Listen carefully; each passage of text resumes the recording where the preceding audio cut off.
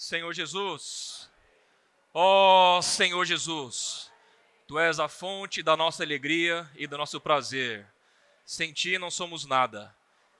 Nós Te amamos, Senhor, e queremos entregar todo o nosso ser a Ti. Nesta noite, pedimos mais uma vez que o Senhor fale ao nosso coração. Ó Senhor, tira toda a resistência que há em nós. Queremos ouvir a Tua palavra com um coração puro, um coração aberto, um coração sedento por Tua presença, um coração que ama a Tua vinda e ama a Tua pessoa. Senhor, em Teu nome nós abençoamos cada irmão que está aqui, cada irmão e irmã que está nos ouvindo, para que a Tua palavra realmente nos encoraje. Sem Ti nós podemos fazer nada, Senhor. Mas com a Tua vida, com a Tua pessoa, com o Teu Espírito em nós, nós somos mais que vencedores. E nós cremos nisso, Senhor. E tomamos posse da vitória que temos no nome de Jesus Cristo. Senhor, queremos nessa noite ouvir Tua palavra no Espírito. Nos ensina como Te adorar em Espírito e em verdade. Ó Senhor Jesus, precisamos de Ti. O encargo da comunhão nessa noite tem como tema: reaviva o dom de Deus que há em você. Fala para o irmão ou para a irmã do seu lado: reaviva o dom de Deus que há em você.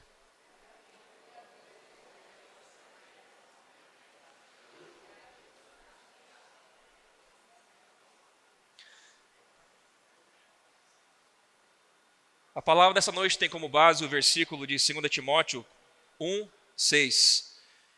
E Paulo fala a Timóteo: por esta razão, pois, te admoesto que reavives o dom de Deus que há em ti pela imposição das minhas mãos. O dom de Deus vem da vida de Deus, vem do Espírito de Deus, vem do Senhor que habita dentro de nós. E creio eu, todos nós desejamos ser discípulos íntimos do Senhor.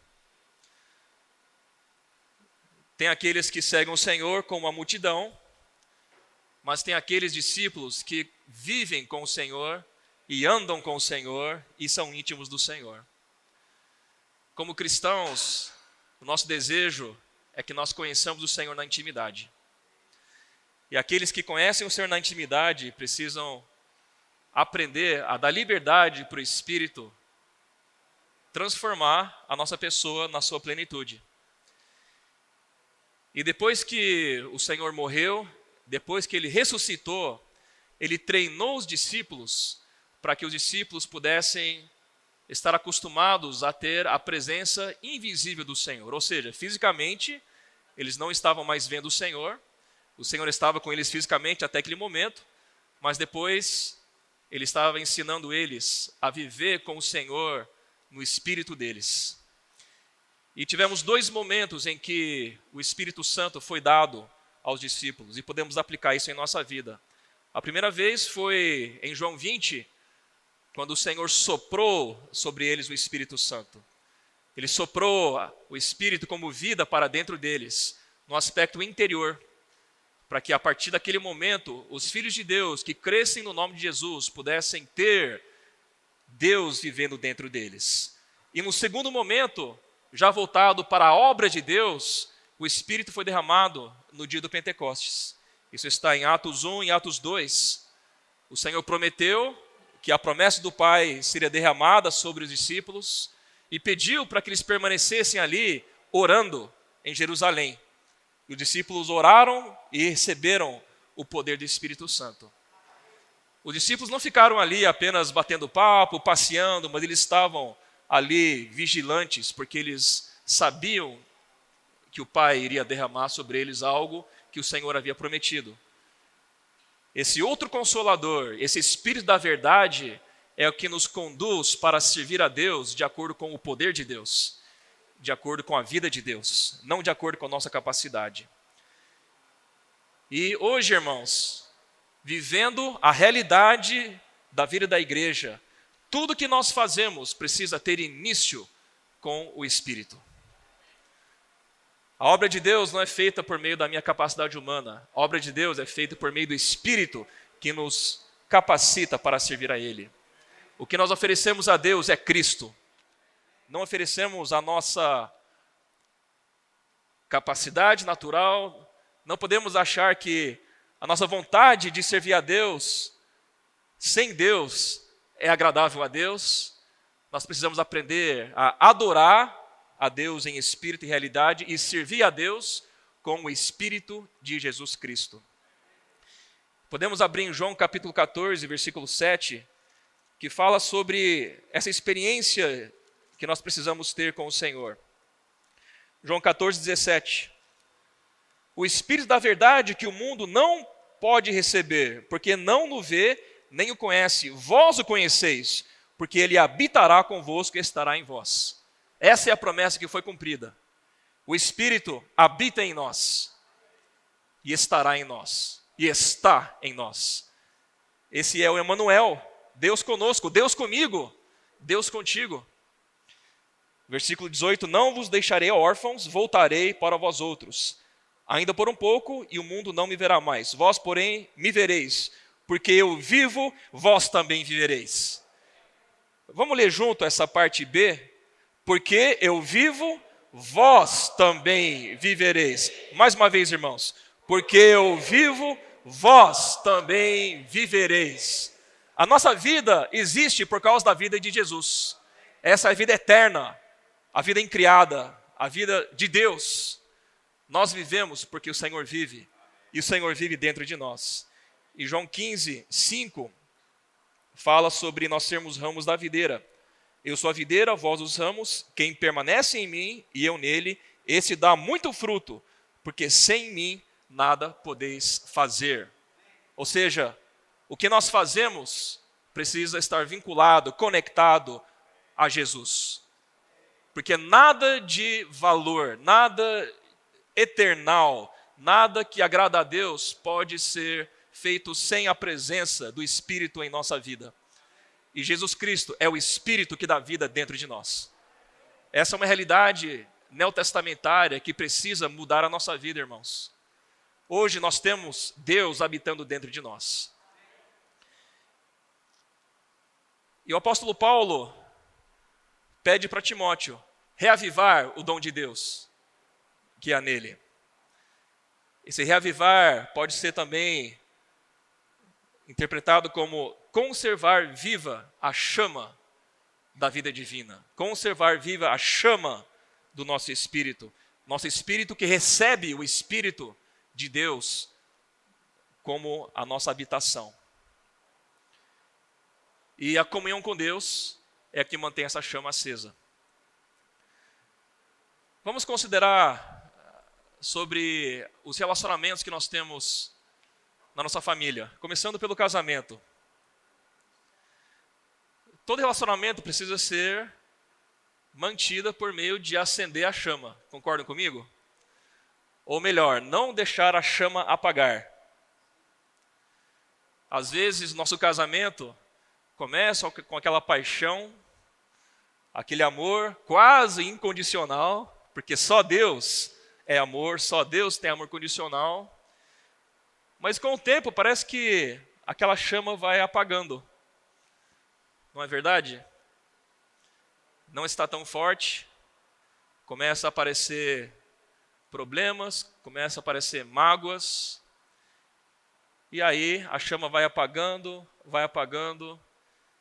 e pode chegar ao ponto em que um par de cônjuges moram debaixo do mesmo teto, mas essa é a única coisa em comum que tem entre essas duas pessoas, porque não existe mais o amor, porque a chama apagou. Só o amor de Deus é capaz de manter um relacionamento.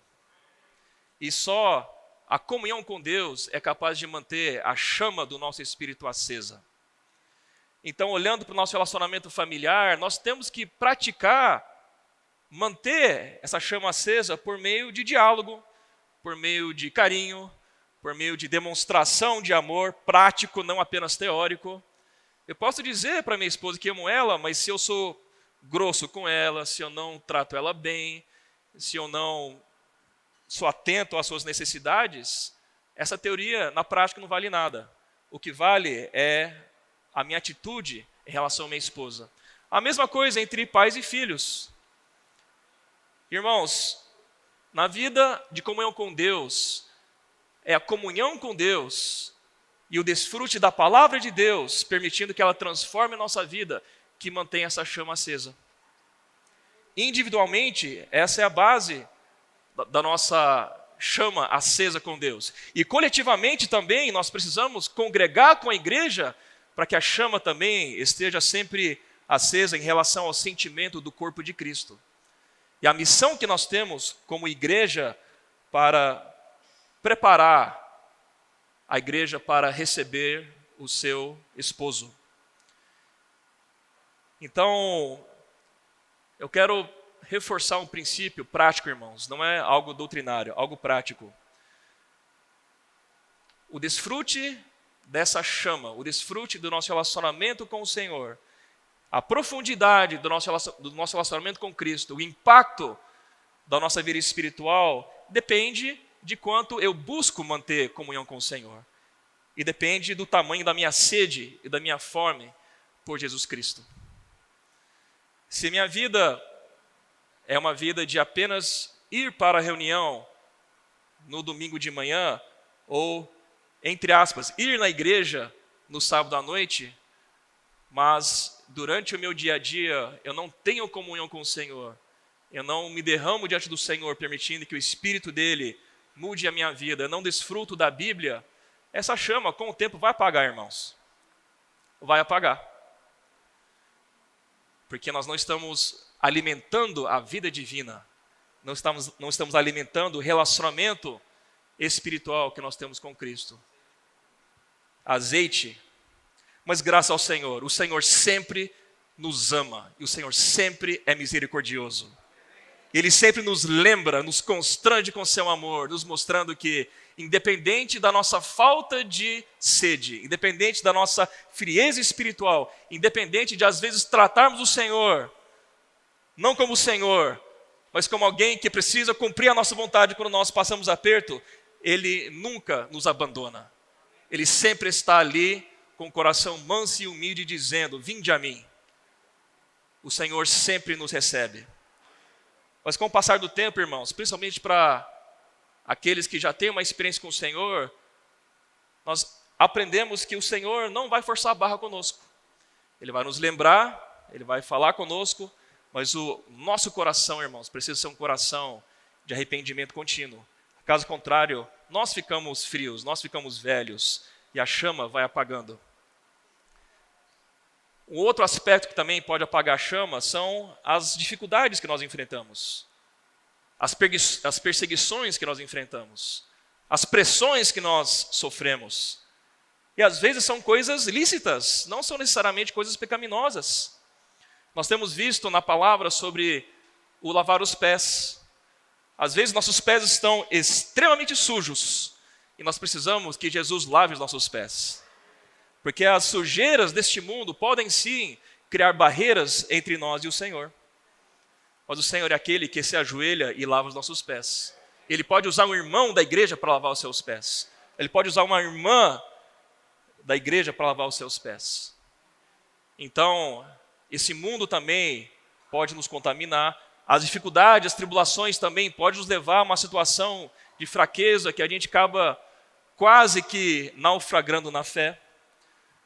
Mas, irmão, nós temos que crer que todas as coisas cooperam para o bem daqueles que amam a Deus. Você foi chamado segundo o propósito de Deus? Quem crê que foi chamado segundo o propósito de Deus, diga amém. Então, todas as coisas cooperam para o seu bem. E todas as coisas acontecem na sua vida para que você possa aprender a avivar o dom de Deus cair em você.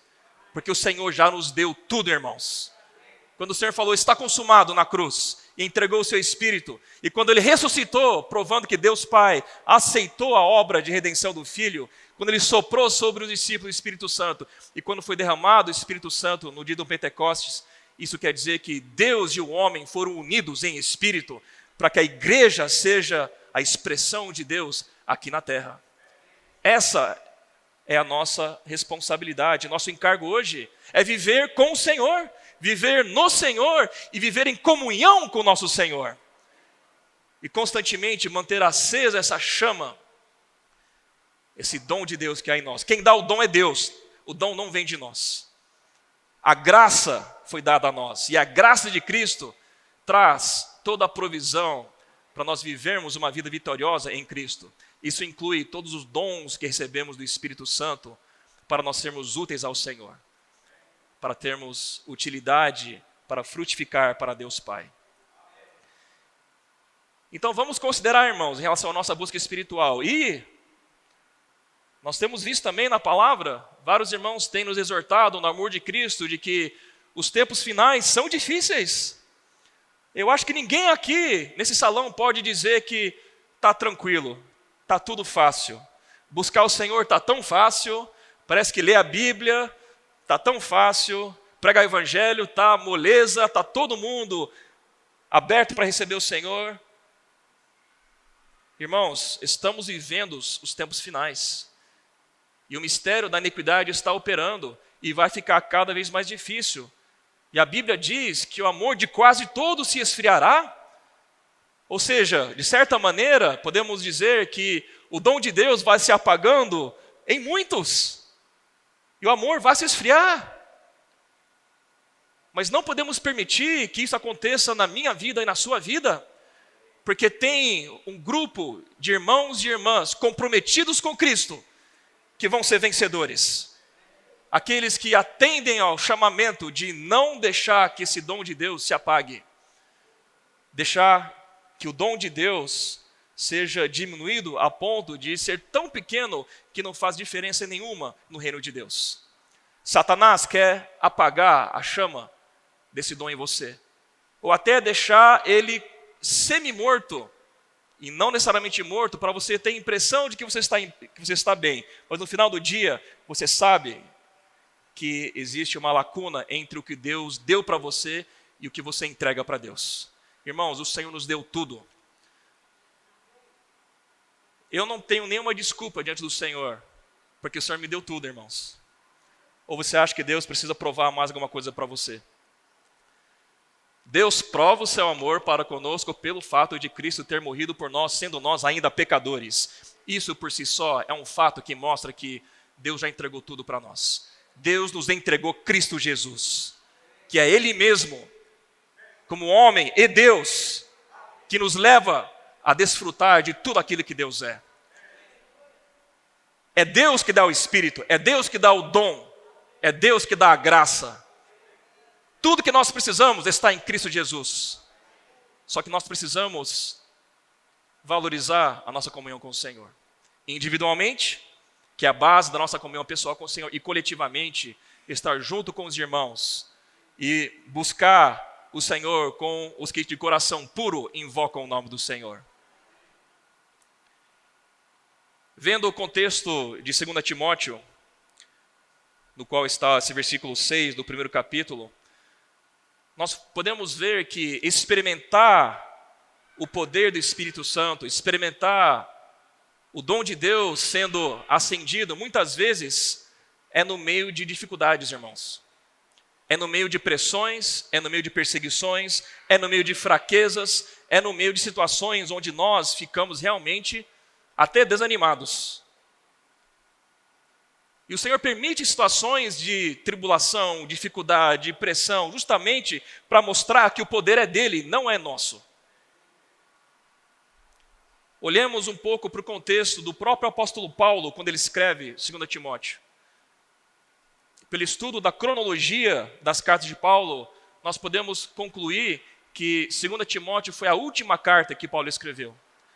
Porque ele estava já na sua segunda prisão romana, e para ser oferecido como mártir, para morrer por causa do Evangelho. Ele escreveu da prisão, a última carta dele, e a coisa não estava fácil, nem bonita para o apóstolo Paulo. Porque, além de estar preso, ele tinha sido abandonado pela maioria dos seus cooperadores e dos irmãos que serviam com ele. Ou seja, no final do ministério dele, as coisas estavam difíceis. Mas esse mesmo Paulo que estava passando por essa dificuldade de ser oferecido como libação, como oferta ao Senhor, sendo abandonado por muitos, sendo traído por muitos, sendo pressionado, ele encoraja o jovem Timóteo a reavivar o dom de Deus que há nele. Olha só, irmãos, um irmão que teria talvez toda a razão humana para fraquejar, estava encorajando e fortalecendo o seu jovem cooperador. Isso mostra que o poder vem do Espírito, o poder não vem da nossa capacidade. Nós podemos ver que existia uma preocupação de Paulo em relação a Timóteo não se envergonhar das suas cadeias. Às vezes a gente olha para o contexto histórico no Novo Testamento e não percebe, do ponto de vista humano e pessoal, a situação. Irmãos, o Paulo era o líder na obra entre os gentios, e ele estava preso, perseguido. O imperador estava perseguindo os cristãos. E Timóteo estava ali, sem a presença do irmão que conduziu ele a crescer na utilidade ao Senhor. Se coloca no lugar de Timóteo. Se fosse eu acho que eu ficaria bem desanimado, irmãos. Uma situação de, acho que agora é melhor sair de fininho, vou ficar mais de boa aqui, não sei o que vai acontecer, essa igreja aqui só tem problema, tem um monte de doutrina estranha entrando, não sei se eu dou conta. Timóteo também estava enfrentando uma situação de pressão, de fraqueza, de dificuldade. Muitos tinham abandonado Paulo, Timóteo não abandonou. Timóteo era um jovem. E podemos inferir que ele tinha uma certa timidez. Caso contrário, Paulo talvez não precisasse exortar Timóteo a não ter um espírito de covardia. Ele teve que falar no versículo 7, amanhã vamos falar sobre isso. Deus não nos tem dado esse espírito de covardia, mas de poder, de amor e de moderação, uma mente sóbria. Se Paulo estava falando isso para Timóteo, bem provavelmente Timóteo tinha algum receio, ele tinha alguma fraqueza, alguma timidez ou algum medo. Caso contrário, Paulo não iria ser tão direto. Deus não nos tem dado esse espírito de covardia. E você, minha irmã, meu irmão, será que você tem receio? Será que você é tímido? Será que você tem medo? Será que você está esperando para ver se alguma coisa acontece? Está com o pé atrás? Compreensível, porque Timóteo, bem provavelmente também tinha esse sentimento. Mas a palavra de Deus nos diz, reavives o dom de Deus que há em você. E a palavra de Deus diz, Deus não nos tem dado espírito de covardia. Irmãos, nós precisamos tomar posse desses versículos e parar de ler a Bíblia como uma doutrina e começar a ler a Bíblia como nossa realidade. Se todos os dias nós acordarmos de manhã e falarmos, Senhor, obrigado porque eu tenho um espírito de poder, eu tenho um espírito de amor, e eu tenho por fé um espírito de moderação, tira toda a covardia da minha vida. Eu não quero mais recuar, Senhor, eu quero avançar no poder do nome de Jesus Cristo. O Senhor é a minha força. E tem tantos salmos maravilhosos que nos encorajam no meio das dificuldades. O salmista Davi, que escreveu uma boa parte dos salmos, passou por tremendas pressões e dificuldades. E algumas vezes ele até abre o coração e nós vemos, o quão angustiado ele estava, mas ele sempre tem a esperança viva de que o Senhor é com ele. Meu irmão, minha irmã, o Senhor é contigo. Nós temos o Espírito de Deus dentro de nós. Eu digo mais, você tem o dom de Deus em você.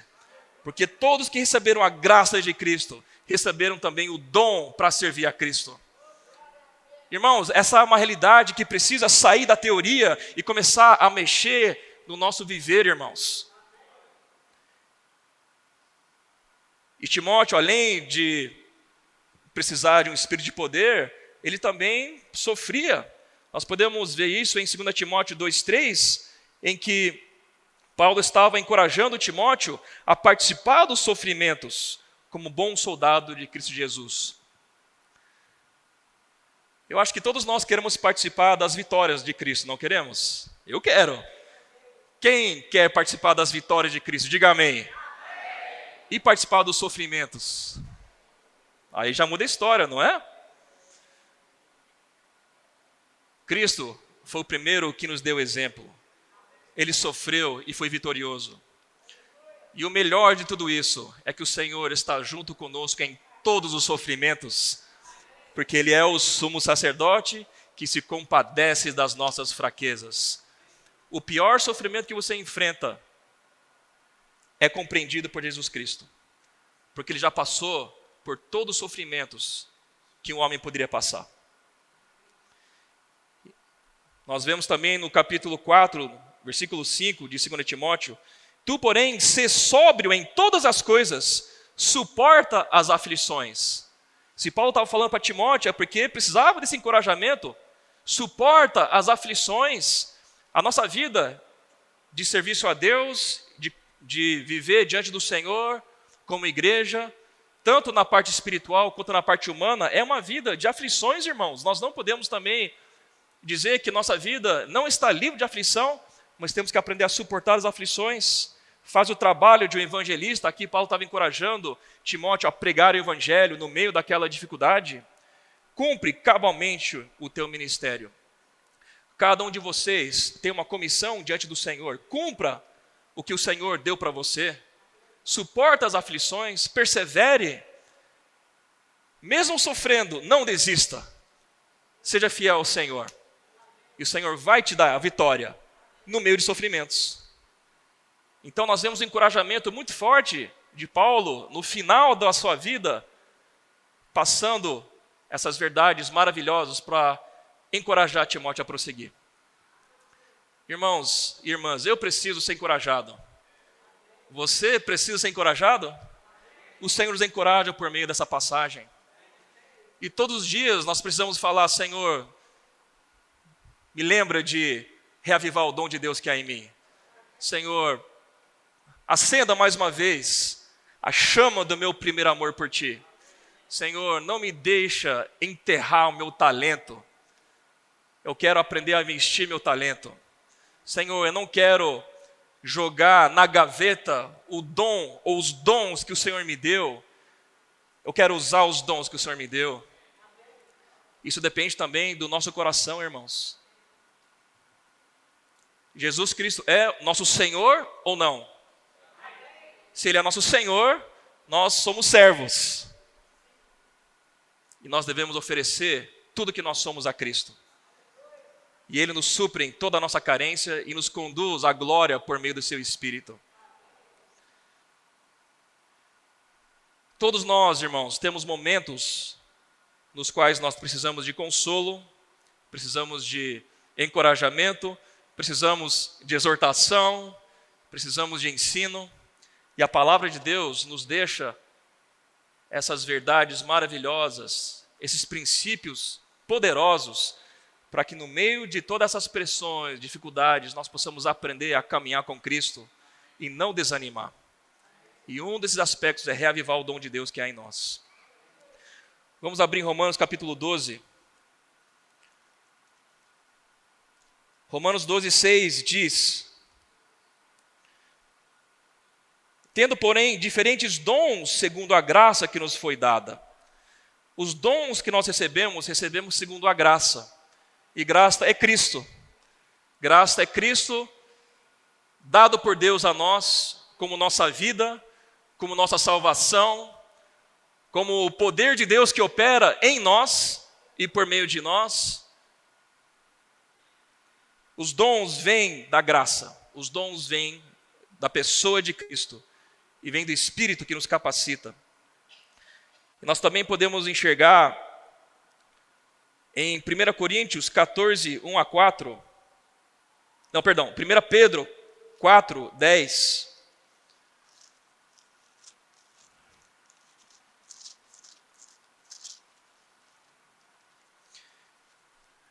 O irmão que achou pode ler em voz alta, por favor.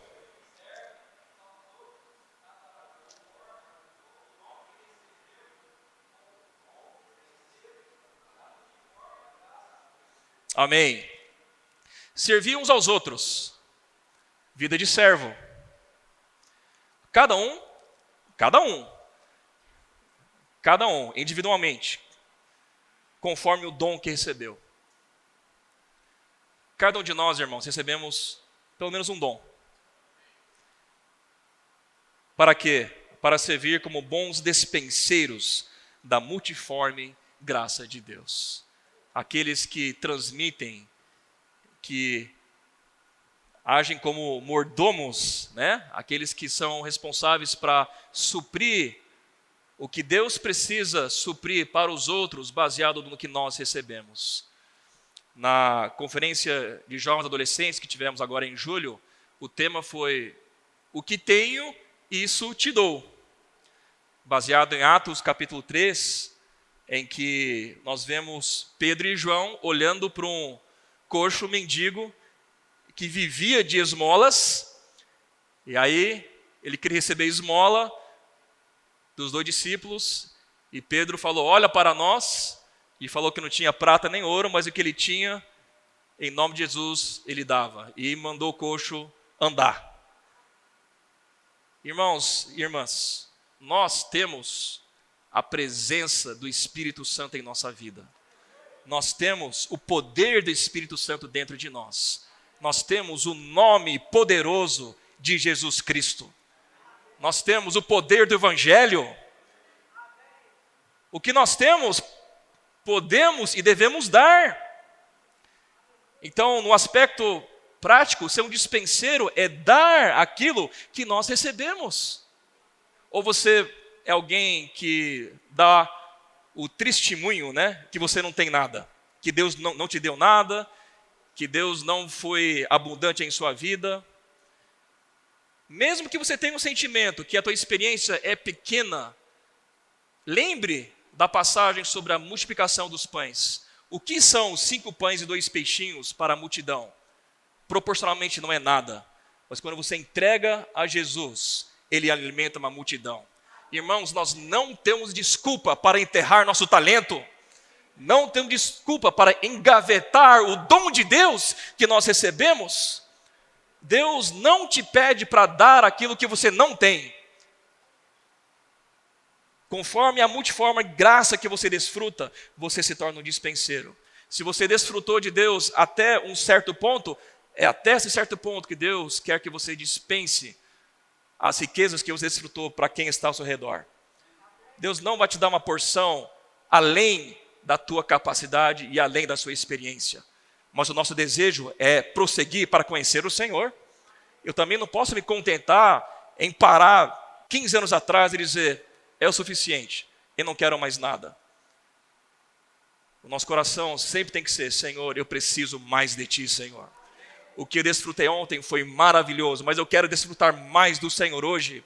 Os versículos que eu desfrutei ontem foram muito bons, mas hoje eu quero me aprofundar no desfrute dessa palavra. Senhor, ontem eu preguei o evangelho para o meu vizinho, mas quantos outros vizinhos não precisam receber tua palavra? Irmãos, o Senhor sempre vai nos encorajar a prosseguir, porque Ele ama todos os homens e tem desejo que todos sejam salvos e cheguem ao pleno conhecimento da verdade. Todos nós recebemos um dom e todos nós somos encorajados e conduzidos por meio da palavra a sermos bons despenseiros da multiforme graça de Deus. Vamos voltar para Romanos 12. Aqui nós podemos ver diferentes tipos de dons que nós recebemos.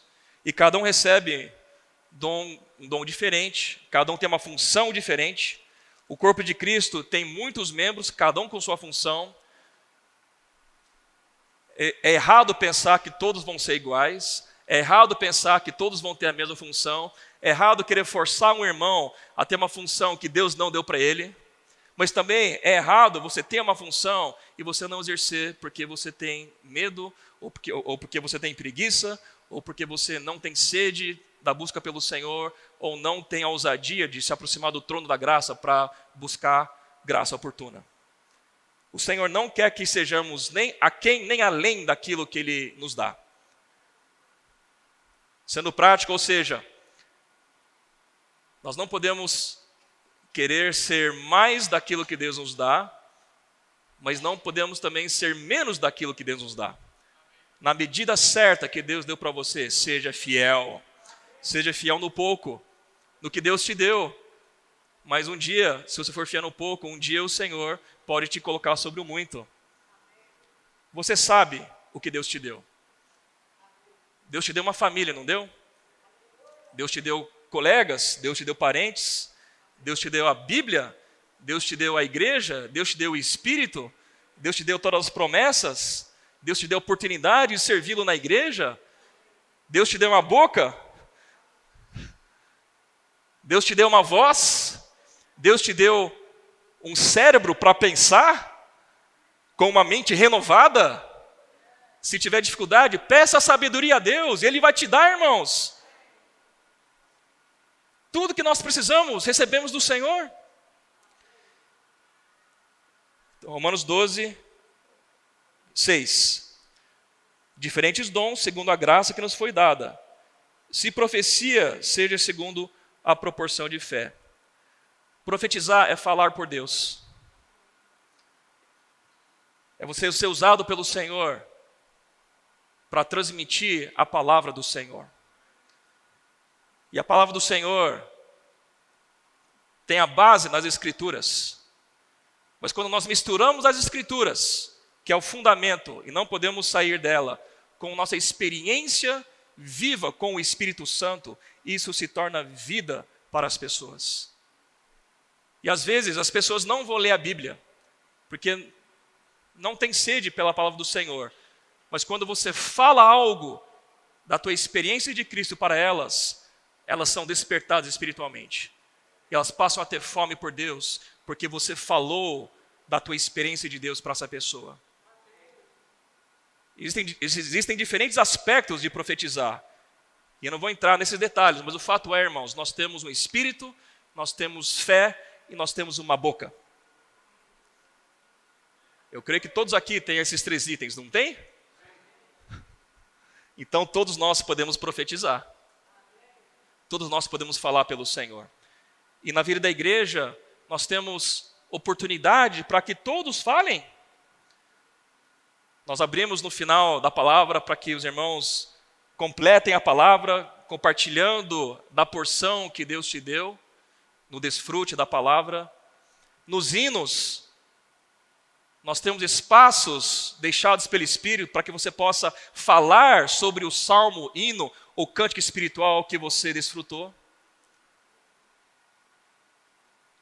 Não faltam oportunidades. Nas reuniões de casa, irmãos, nós temos uma tremenda necessidade de profetas que falem a palavra de Deus para suprir a necessidade daqueles que talvez não vão vir para a reunião aqui no local de reuniões, mas vão na sua casa para ouvir a palavra de Deus. E todos podem profetizar. Isso está em 1 Coríntios, capítulo 14. O apóstolo Paulo deixa claro: segui o amor e procurai com zelo os dons espirituais, mas principalmente que profetizeis, pois quem fala em outra língua não fala a homem, senão a Deus, visto que ninguém o entende, com espírito fala mistérios. Mas o que profetiza fala aos homens, edificando, exortando e consolando. Aqui nós podemos ver um aspecto importante do profetizar. Você edifica, você exorta e você consola. Todos nós podemos edificar, podemos exortar e podemos consolar, baseado na palavra de Deus que nós desfrutamos, baseado na experiência que o Espírito nos dá na sua palavra. Agora, vamos também reconhecer, se eu não desfruto da palavra, a minha vida com o Senhor é rasa, é meramente transacional. Eu falo para Deus que eu quero e Ele me dá. O nosso profetizar vai ser de acordo com essa experiência. Então, nós temos que aprender a desenvolver uma experiência com o Senhor na palavra para ampliar a nossa capacidade de profetizar, porque nós temos a experiência disso no Senhor. Se nós não conhecemos os versículos da Bíblia, nós também estaremos limitados no profetizar. Se eu conheço só a realidade de que Jesus é o pão da vida, eu vou profetizar que Jesus é o pão da vida, que é maravilhoso. Mas se eu não desfrutei de Jesus como o rio da água da vida, vai ser difícil profetizar sobre isso. Então, por um lado, nós desfrutamos da palavra. Por outro lado, nós temos que misturar a palavra com a nossa experiência, porque aí, ao profetizar, nós transmitimos vida e não apenas doutrina. Profetizar também não é só recitar conhecimento. Profetizar é edificar, exortar e consolar. Ou seja, quando você profetiza, eu sou consolado. Quando o irmão Zé Roberto fala por Deus, eu sou edificado. Quando o irmão Marquinho está cheio do Espírito Santo e fala algo do Senhor para mim, eu sou exortado. Às vezes eu estou indo por um caminho tenebroso, mas o Espírito Santo toca no coração do irmão Marquinho. Ele vem para mim, e ao olhar para mim, ele fala de um versículo que ele desfrutou naquela manhã. E é justamente aquele versículo que fala sobre confessar os pecados, que me leva a reconhecer que eu preciso me arrepender. Irmãos, vamos dar liberdade para o Espírito nos usar e repreender o espírito de mudez. Na verdade, vamos reavivar o dom da profecia em nossa vida espiritual, irmãos. Amém? Amém. Depois, voltando para Romanos 12, fala assim: se profecia seja segundo a proporção de fé, se ministério, dediquemo-nos ao ministério. Na versão King James atualizada, ele fala sobre servir, e a palavra grega é diaconia, ou seja, é servir nas necessidades práticas da igreja e da obra de Deus. Quantas oportunidades práticas não tem de você dedicar, oferecer no altar as tuas mãos, o teu corpo, os teus pés, a tua mente para servir o Senhor? Esses dias, nós encorajamos os varões a dar o nome para o Marquinhos sobre o estacionamento. Aí ele falou que ainda não recebeu os nomes. Irmãos, vamos aproveitar as oportunidades que nós temos de servir na igreja. Todos nós podemos servir. Depois que o Senhor voltar, não vai ter mais oportunidade para servir o Senhor. Já consideraram isso? Imagina naquele dia que o Senhor está voltando. Aí você fala, não, Senhor, agora quero te servir. Aí já vai ter passado a oportunidade. Vamos aproveitar agora, irmãos, toda a oportunidade para servir o Senhor. Para sermos esses diáconos, essas diaconisas, servir o Senhor de maneira prática. Todo o serviço da igreja tem carências, irmãos. Eu vou ser prático aqui. Sabe quando você observa algumas coisas na igreja? Em todos os seus âmbitos. Tanto nas reuniões, quanto em relação ao cuidado, ao rebanho, as necessidades em relação a pastoreio, a pregar o evangelho, necessidades práticas mesmo, às vezes, né, falta algum item de manutenção, e aí você comenta, os irmãos precisam ver isso aí. O negócio aqui não está bom não. Mas você também não faz nada. Irmão, às vezes o Senhor te mostrou isso para você se oferecer para servir. E muitas vezes, aqueles serviços nos quais você sente mais carência e fica mais angustiado, mas não está nela, às vezes é justamente nesse serviço que Deus está te chamando para você se oferecer para servi-lo. A seara é grande, irmãos, e poucos são os trabalhadores. Vamos ter o sentimento de Isaías, envia-me a mim, envia-me a mim. Cada serviço na igreja, né, tem algum irmão que está coordenando. Dá um nome para ele. Ou se tiver alguma dúvida sobre algum serviço no qual você tem cargo, vem conversar com a gente. Com alegria nós iremos te alistar nesse grupo de irmãos que servem e irmãs que servem. Não é verdade, Nélio? Hein, Zé Roberto? Tem muita oportunidade para servir o Senhor. Esses dias eu listei alguns serviços na igreja. A maioria existe, mas tem alguns serviços que não existem. Uma lista de 25 serviços. E eu fui listando o nome dos irmãos que estão cuidando e pensando nos irmãos que estão servindo. Meu sentimento foi, precisamos de mais gente. Isso é um dom de Deus também. Servir. Esse ministério, ministrar, quer dizer sermos práticos, oferecer o que nós somos para servir a Deus, não na teoria, mas na prática. Terceiro dom, eu vou seguir pelo King James atualizado, ensinar. Ensinar. Aqui é sobre explicar a Bíblia, explicar as verdades bíblicas para aqueles que não conhecem a Bíblia, mas para isso você precisa conhecer a Bíblia. Vai ensinar o que você não sabe? Ou você vai ensinar errado, né? Você pode falar, eu sou um mestre da Bíblia, mas você ensina tudo errado, então, cuidado, né? Tem alguns irmãos que têm o dom de ensinar, têm o encargo de ensinar. E quantos novos crentes, quantos novos irmãos precisam dessa instrução na palavra e precisam receber o ensino na palavra sobre as verdades básicas, sobre a salvação, sobre o batismo, sobre a igreja, sobre o Espírito, sobre a volta de Cristo, sobre a Trindade. Deus é um e é três, como é que é esse negócio aí? Quantos irmãos não têm o dom de ensino e estão com o seu dom engavetado por falta de oportunidade? Pergunte para o Espírito Santo se não tem oportunidade. Irmãos, reaviva o dom de Deus que há em você. E cada um na sua função. Tem irmãos que não têm o dom de serem aqueles que ensinam a palavra. Eles são evangelistas. Mas tem irmãos que não são evangelistas. Eles são aqueles que ensinam a palavra. Ou que exorta, faça, aqui na João Ferreira de Almeida, mas na King James atualizada diz encorajar. Eu prefiro a palavra encorajar. Exortar parece que está corrigindo, repreendendo, não é? Às vezes algum irmão pode achar, meu ministério é de exortação, ou seja, é o irmão com a mão pesada, né? Sempre tem uma situação negativa, ele vai lá, dá aquela patada no irmão. Mas lembrem que tem dois aspectos. Tem um aspecto, sim, de guardar o rebanho em relação a não errar. E nós podemos ver em 2 Timóteo 4:2, o apóstolo Paulo fala sobre isso.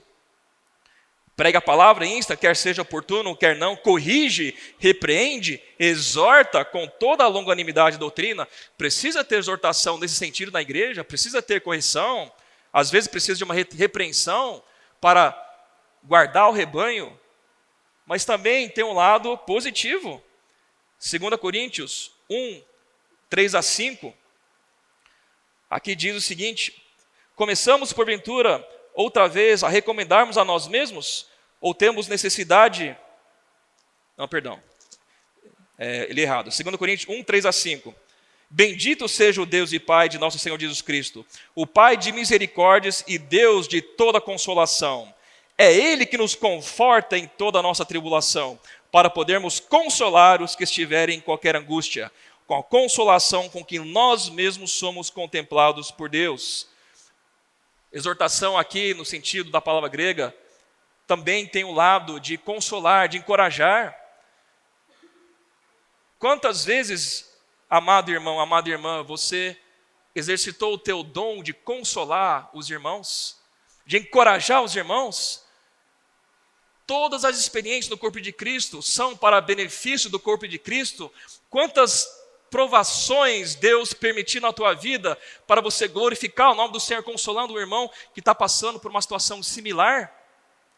Valorize as experiências que Deus te deu ao ver algum irmão que precisa justamente da tua palavra para consolar aquele irmão.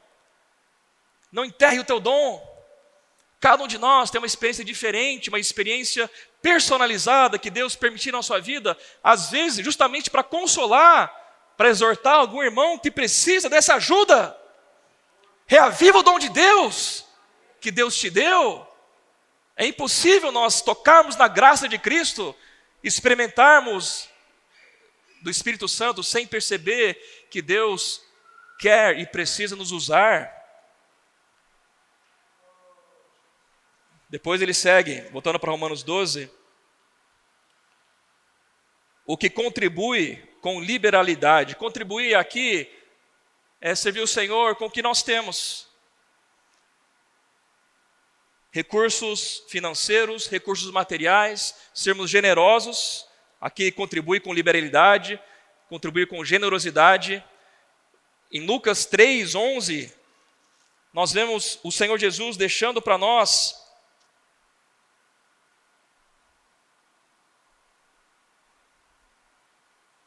Na verdade, João Batista deixando para nós um princípio que fala o seguinte: quem tiver 2 túnicas, reparta-o com quem não tem, e quem tiver comida, faça o mesmo. O que Deus te deu não é só para você, não.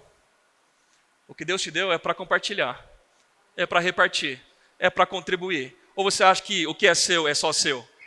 Quem é a fonte de toda a tua renda? Quem é a fonte de tudo aquilo que você tem? É você? Porque você é capaz? Ou Deus te deu? Efésios 4, 28.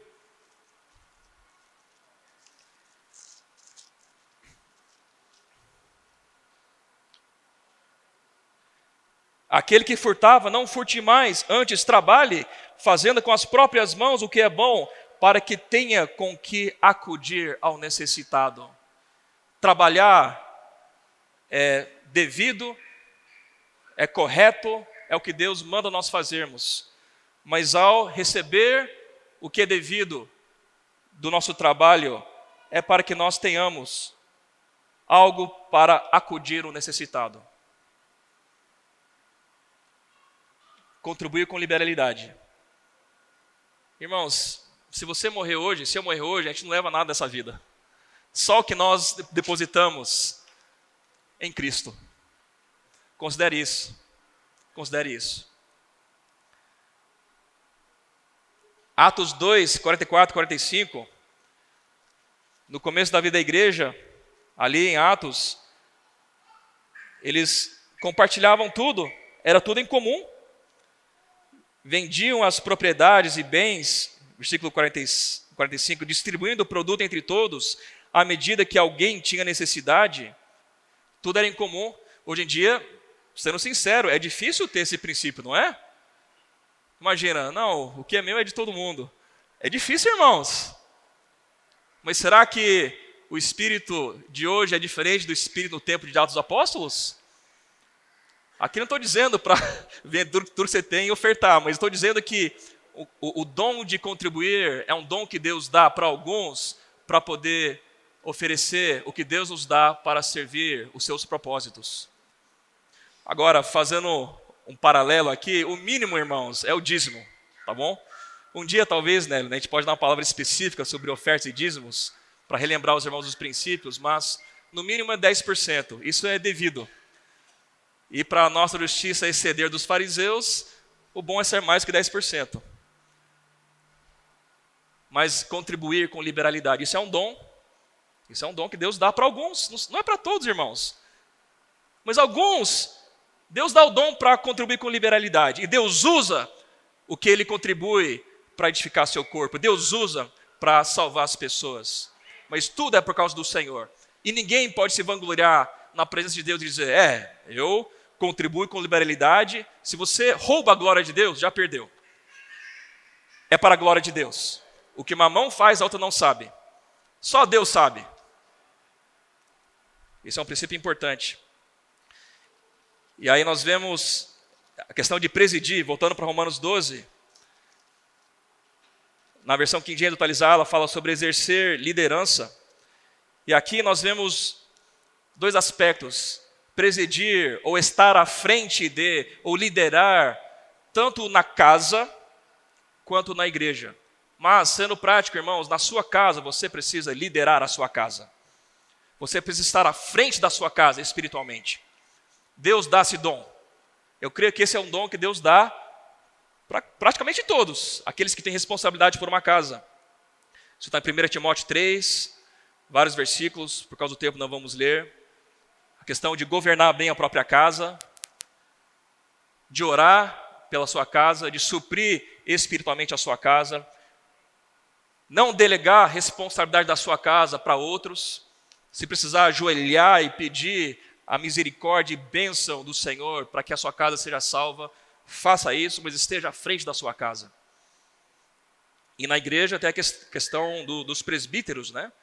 Daqueles que Deus dá a responsabilidade para cuidar do rebanho, mas é por amor, não é buscando posição, não é buscando reconhecimento, mas ser um servo de Deus, que labuta na palavra, que pastoreia o rebanho de Deus.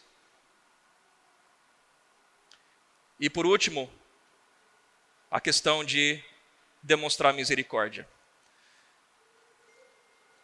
Eu fiz uma busca nos Strongs em relacionado a quantas vezes aparece a palavra no original grego de presidir, exercer liderança, e quantas vezes aparece a palavra original grego sobre demonstrar misericórdia.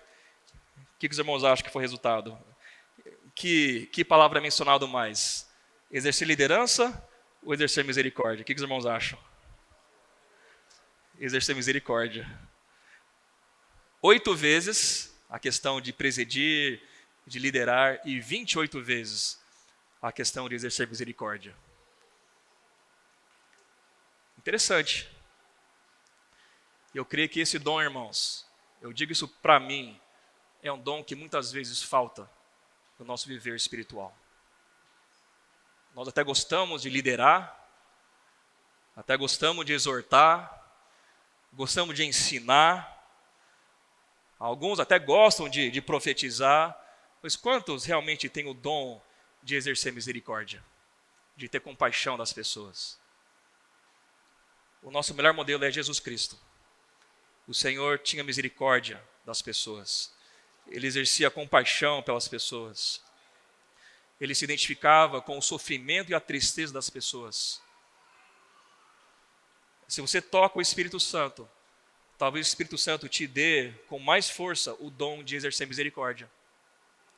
De se compadecer daqueles que estão esquecidos. Ninguém está olhando para eles. Eles são desprezados, estão encostados, estão jogados. Mas para alguns Deus dá esse dom.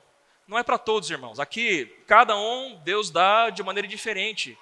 E é difícil um irmão, uma irmã ter tudo.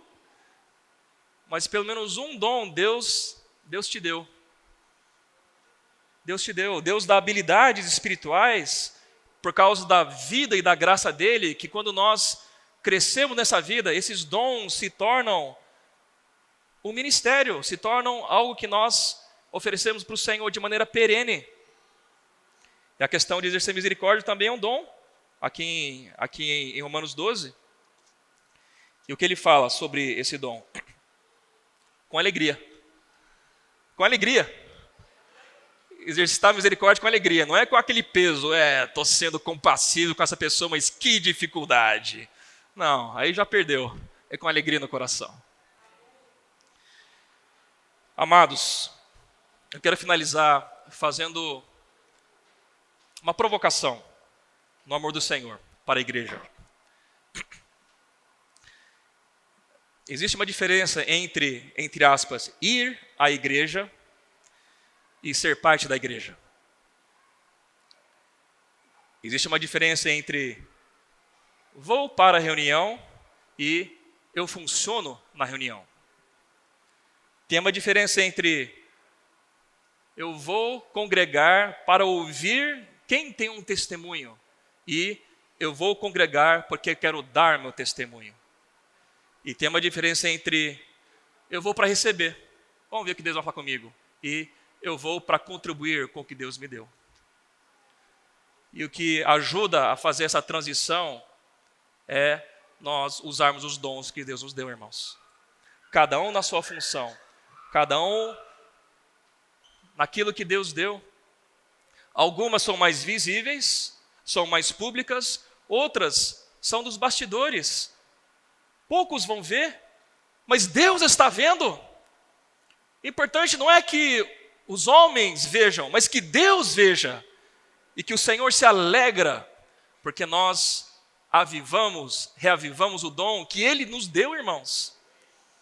Então, essa é uma provocação espiritual para que você considere diante do Senhor o que Deus já te deu. E você considere diante do Senhor o quanto você está usando o que Deus te deu. E você considere diante de Deus quais são as oportunidades que você tem no serviço a Ele, na igreja, na sua família, no seu trabalho, de você ser frutífero, porque Deus está te levando a usar o seu dom. Reaviva o dom de Deus que há em você. Exercite o teu espírito. Hoje eu fiquei feliz, porque alguns irmãos funcionaram durante o nosso louvor de maneira Viva de maneira leve, irmãos. Amar a alegria é quando muitos irmãos funcionam. E, sinceramente, é um pouco triste quando só um ou dois funcionam. E, às vezes, esse um ou dois acabam funcionando um pouquinho a mais, porque esses muitos acabam funcionando um pouquinho a menos. Os irmãos entendem?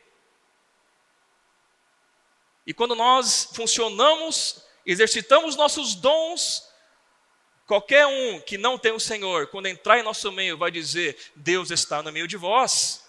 Porque ninguém pode fazer isso, a não ser o Espírito Santo, irmãos. Não adianta a gente querer sistematizar e falar: você faz isso, você faz aquilo. Até funciona, até certo ponto, mas não se sustenta. Só o Espírito pode fazer algo maravilhoso nesse sentido. E aí, o nosso papel é falar: Senhor, eu dependo do Teu Espírito. Eis-me aqui, Senhor. O que eu tenho, eu quero dar para o Senhor. E o Senhor fala para repartirmos o que nós temos com aqueles que precisam. Isso é seu dispenseiro, seu mordomo, seu ministro, seu embaixador, seu pastor. Tem muitas palavras que podem nos ajudar a entender esse princípio espiritual. Mas lembrem, Timóteo não estava numa situação fácil. Eu tenho certeza que você também não está numa situação fácil. Mas Paulo pediu para ele reavivar o dom de Deus que havia nele. E nessa noite o Espírito Santo está dizendo para você: amado irmão, amada irmã, reaviva o dom de Deus que há em você. Se ofereça ao Senhor. E se você tem esse chamamento, depois é só procurar os irmãos da liderança. E com certeza teremos muitas oportunidades para você servir. Precisamos de ajuda, irmãos. Quanto mais irmãos servem, mais leve fica. E maior a bênção do Espírito para todos nós. E mais impacto o Senhor vai ter nessa cidade. E na sua família e onde você estiver. Jesus Cristo é o Senhor. Vou fazer uma oração. Senhor amado, nós queremos ouvir e praticar essa palavra sobre reavivar o dom de Deus que há em nós. O dom que nós recebemos não é mérito nosso, não vem da nossa capacidade natural, muito menos da nossa carne. O dom que nós recebemos vem do Teu Espírito. O dom que recebemos vem da Tua pessoa. Reaviva o dom de Deus que há em cada irmão e cada irmã aqui na igreja. Senhor, constrange os corações daqueles irmãos que têm algo a dar para Ti, mas ainda estão com medo, estão com receio, ou estão tímidos, ou até mesmo estão escravizados por este mundo, pelos pecados. Liberta os irmãos e irmãs que têm um desejo de oferecer o que eles têm para Ti. Porque tudo que nós recebemos vem da Tua mão. Nós somos apenas ramos da videira, somos apenas aqueles que recebemos graça. Obrigado, Senhor, em Teu nome nós abençoamos a Tua igreja, derrama o Teu Espírito de maneira abundante sobre todos, para que nessa noite o Senhor tenha um novo início na nossa vida espiritual. E o Senhor tenha um novo início na igreja. Isso nós pedimos em Teu nome. Amém.